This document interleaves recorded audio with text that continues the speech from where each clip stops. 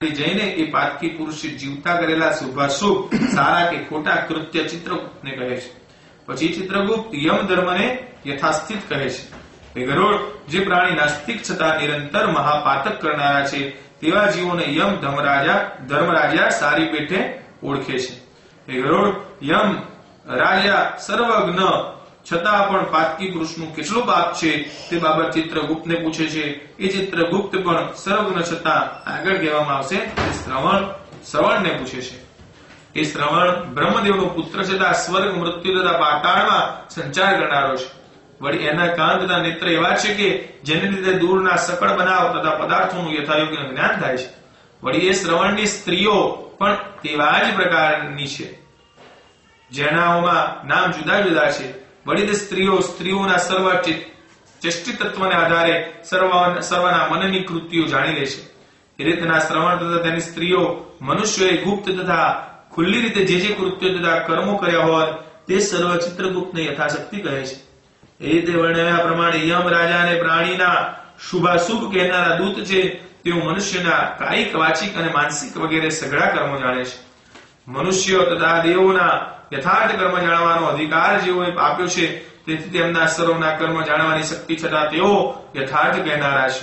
જે મનુષ્ય વ્રત દાન તથા સત્ય ભાષણ વગેરેના આચરણ પામીને તેઓને સંતોષિત રાખે છે તેમના પર તેઓ તુષ્માન રહેવા છતાં સ્વર્ગ અને મોક્ષ આપવા બાબત ભલામણ પામે છે.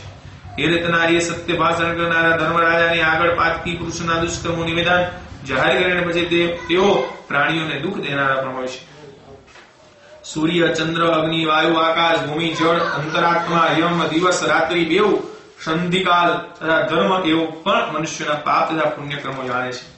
ધર્મરાજા ચિત્રગુપ્ત શ્રવણ અને સૂર્યાદિક એ સર્વ પોતપોતાની જગ્યાએ રહ્યા છતાં મનુષ્યના દેવીની માયાના સગળા પાપ પુણ્ય જાણે છે. એ રીતે પાતકી જનોના સર્વ પાપ કર્મ જાણીને તેને પાસે બોલાવીને પોતાનું અતિ ઉગ્ર રૂપ દેખાડે છે. જે પાપી હોય છે તે યમનું ભયંકર રૂપ દેખે છે. તે એવું છે કે જેના હાથમાં દંડ છતાં પાડા પર બેઠેલા હોય છે. પ્રલયકાળમાં મેઘ જેવો જેનો ઘાટો છતાં જેના શરીરનો રંગ કાજળના પર્વત જેવો કાળો છે. વીજળીના ચમકારા સમાન ચમકતા આયુધોને લીધે અતિ ભયંકર છતાં તેને 32 બાહુઓ છે. વળી જેનો દેહ 3 યોજનમાં વિસ્તારવા છતાં જેને કુવા જેવડા ઊંડા પહોળા નેત્ર છે. મોટી મોટી ઉગ્ર દાડાવાળું જેનું મુખ અતિ ભયંકર છતાં જેના નેત્ર આરક્ત તથા જેની નાસિકા દીર્ઘ છે. વળી મૃત્યુ અને જ્વર તેની હજુરમાં છતાં જેની જોડે ચિત્રગુપ્ત પણ તેવા જ ભયંકર છે. તેમની પાસેના દૂત પણ તેવા જ ભયંકર અને તેવી જ ગર્જના કરનારા છે. એ રીતના એ અતિ ભયંકર યમ ધર્મને જોતા જ દાનહીન અને પાતકી પ્રાણી હાહાકાર શબ્દ કહાડીને રુદન કરી શોક કરે છે અને થરથર કંપવા લાગે છે. એવો ભયંકર સમુદાય જોઈને પાપી પ્રાણી પોતિકા દુષ્કૃત્યનું સ્મરણ કરીને અતિ આક્રંદ કરે છે. તે સમય યમ ધર્મ ચિત્રગુપ્તને આજ્ઞા કરી કે એવા કુકર્મ બાબત પૂછો. તે વખત ચિત્રગુપ્ત પૂછવા લાગે છે કે હે પાતકી તથા દુરાચારી તે અહંકારનો આશ્રય કરીને તથા અવિચારી થઈને આ શા માટે પાપ કર્મ કર્યા? કામ ક્રોધ વગેરેનો આશ્રય કરીને દુરાચારી પુરુષોની સંગતથી શા કારણ માટે પાપ કર્મ કર્યા? જીવતી વખત અતિ આનંદથી જેમ પાપ કર્મ કર્યા તેમ તેની યાતના પણ ભોગવવાની જ છે. તેમ છતાં હવે શા માટે મનથી દગી જાય છે કે જે હું બહુ પાતક કર્યા છે તે જ હમણાં તને દુઃખ દેનારા થઈ પડ્યા છે તે જાણી લે. મૂર્ખ હોય કે વિદ્વાન, દરિદ્ર હોય કે લક્ષ્મીવાન, બલવાન હોય કે દુર્બલ, પરંતુ યમ ધર્મના મનમાં ન્યાયમય સર્વ સમાન છે. એવી રીતનું ચિત્રગુપ્તનું ભાષણ સાંભળી તે વખતે એ પાતકી પોતિકા કરેલા કર્મો બાબત શોક કરવા લાગે. શોક કરવા છતાં મૂંગે મોઢે હાલ્યા ચાલ્યા વગર ઉભો રહે છે. પછી યમ ધર્મ એ ચોર પ્રમાણે નિશ્ચલ ઉભા રહેલા પાતકીને જોઈને તેના કરેલા પાતક તેને કંઈ સંભળાવે છે. તેમજ તે પાતકો બાબત કેવા પ્રકારની શિક્ષા ઘટે છે તે પણ કહે છે. પછી તેમના દૂતો નિર્દય થઈને તેને મારીને કહે છે કે તું હવે અતિ ભયંકર નરકમાં જા.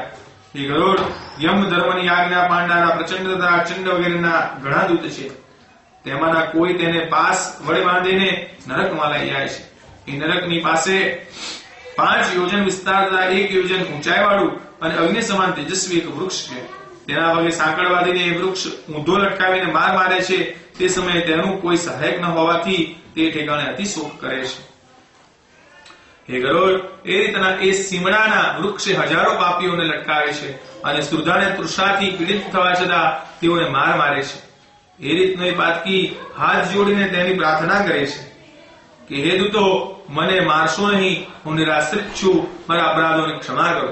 એ રીતના એ પિશાચ પ્રાર્થના કરે છે, તેમ છતાં પણ તેને યમદૂતો લોઢાના દંડ, તોમર, મુદગર, ભાલા, ગદા અને મુસળ વડે વારંવાર માર મારે છે. પછી તે અતિ માર મારવાથી નિશ્ચિત એટલે શરીરને લગતી કોઈ પણ ચેષ્ટા ન રહે તે રીતનો મૂર્છિત થાય છે. પછી તેને યમદૂત કહે છે કે હે દુરાચારી પુરુષ, તે દુષ્ટ કર્મ શા માટે કર્યા? સર્વ પ્રકારના દાનમાં અતિ સરળ એવું અન્ન તથા જલનું દાન તે પણ તે જીવતા કેમ કર્યું નહીં? તે કોઈને કદી પણ અડધો ગ્રાસ એટલે કે એક કોળિયો અન્ન આપ્યું નથી. કાગડાને અને કૂતરાને ખાવા સારું રાંધેલું અન્ન મૂક્યું નથી. અતિથિ મળ્યા છતાં તે તેમને નમસ્કાર કર્યા નથી તથા પિતરોને સંતોષિત કરવા સારું તર્પણ કર્યું નથી. વળી જેથી કરીને આ થાય છે તેવી શિક્ષા ભોગવવી ન પડે એવું યમ ધર્મ તથા ચિત્રગુપ્તના જપ અને તેમનું ધ્યાન વગેરે કર્મો કર્યા નથી. તે કોઈ પણ તીર્થયાત્રા કરી નથી તથા દેવોનું પૂજન પણ કર્યું નથી. ગૃહસ્થાશ્રમમાં છતાં તે કોઈ દિવસ હંતકાર શબ્દ પણ મુખમાંથી કાઢ્યો નથી. સાધુનો સમાગમ પણ કર્યો નથી. માટે તું તારા પાપ કર્મનું ફળ ભોગવ. તું ધર્મહીન છે તેટલા માટે તને માર મારવામાં આવે છે. અપરાધોની ક્ષમા કરનારા શ્રી હરિ ભગવાન છે. અમે તો તેમની આજ્ઞાથી ખરા અપરાધી પુરુષને દંડ કરવાના છીએ. એમ કહીને એ નિર્દયપણાથી તેને ફરી માર મારે છે. પછી તે વળતા અંગારા સમાન લાલ થઈને નીચે પડે છે. પડે એટલે એ વૃક્ષના પાંદડા વડે તેનું શરીર છેદાઈ જાય છે અને ત્યાંના કૂતરા તેને ભક્ષણ કરે છે. તેથી તે અતિ શોક કરે છે. તે વખતે ત્યાંના દૂત તેના મોઢામાં પુષ્કળ માટીને ગાળે છે. અનેક પ્રકારના દોરડા વડે તેને બાંધીને મદગર અને પાસ વડે માર મારે છે. કેટલાકે પાતકી પુરુષોને કરવત વડે લાકડાની પેઠે વહેરે છે અને કેટલાક પુરુષને જમીન પર આડા નાખીને તેના કુહાડી વડે કકડા કરે છે. કેટલાક એકનું ધડ ભોયમાં દાટીને ડોકાને બાણ વડે ભેદે છે. કેટલાક એને કાલમાં ઘાલીને શેરડીની પેઠે પીલે છે. કેટલાકને અંગારામાં તથા કેટલાકને વળતી ચેતામાં ગાલીને ગમણ વડે લોઢાના ગોલા જેવડું તપાવે છે. કેટલાકને કડ કરતા ઘીમાં અને કેટલાકને કડ કરતા તેલમાં નાખીને કઢાઈમાં વડાની પેઠે તળે છે. કેટલાકને મદોદમત હાથીની આગળ માર્ગમાં નાખે છે. કેટલાકના હાથ પગ બાંધીને મોઢે માકડી દઈને ઘડીના ઊંધો લટકાવે છે અને ઘડીમાં સમો રાખે છે. કેટલાકને કૂવામાં નાખે છે. કેટલાકને પર્વત પરથી ધકેલી મેલે છે. કેટલાક કીડાથી ખદબદતા કુંડમાં પડીને ત્યાંના બીજા કીડાઓના કરડવાથી વ્યથા પામે છે. જેની વજ્ર સમાન કઠણ ચાંચું છતાં માંસ ભક્ષણની નિરંતર ઈચ્છા રાખનારા મોટા મોટા કાગડા તેના ગીધના કડગાણથી કેટલાકના માથા તથા નેત્રોનું વિદારણ થાય છે.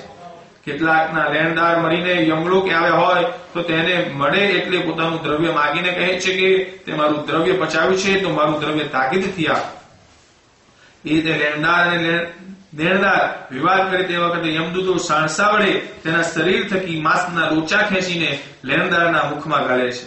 એ રીતે તેને બહુ માર મારીને તેના ખેંચીને યમાગ્નિથી તેને તિમિસ્ત્રાદી ઘોર નરકમાં નાખે છે.